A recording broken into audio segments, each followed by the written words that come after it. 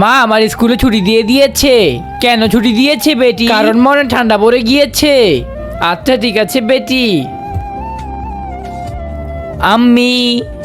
হ্যাঁ বেটা বল। আমি স্কুলে যাই তখন তুমি আমাকে 20 টাকা দাও, এখনো আমাকে 20 টাকা দাও না। এই নে বেটি, আমার দুধ খেতে ইচ্ছে করছে, তাহলে নিয়ে আস, আনলে তোমারও খেতে হবে।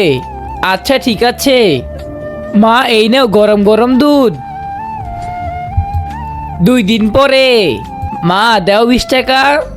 এই নে বেটি, মা আমার আজকে আপেল খেতে ইচ্ছা করছে, তাহলে নিয়ে আস। কিন্তু হ্যাঁ হ্যাঁ আমিও খেয়ে নিব। 3 দিন পরে। মা দাও। এই নে বেটি। কিন্তু ভিডিওতে যাওয়ার আগে তোমার যদি আল্লাহর নাম লেখা এই ছবিটা ভাল লেগে থাকে তাহলে ভিডিওতে লাইক করে একটা সাবস্ক্রাইব করে দিও, আর আল্লাহর এই সুন্দর নামটা কমেন্ট বক্সে লিখে যেও। আর তুমি যদি আল্লাহর এই নামটা কমেন্ট বক্সে না লেখো তাহলে আমি বুঝে নিব তুমি আল্লাহকে একটু ভালোবাসো না।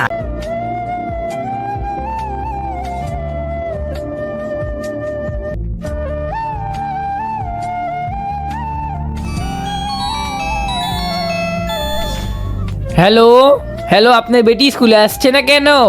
কি ওর তো স্কুল বন্ধ? না স্কুল তো রেগুলার খুলছে। মা তুই না বলেছিলি স্কুল ছুটি দিয়ে দিয়েছে? মা আসল কথা হলো ডাক্তার আমার হাত পায়ে অনেক ব্যথা করে।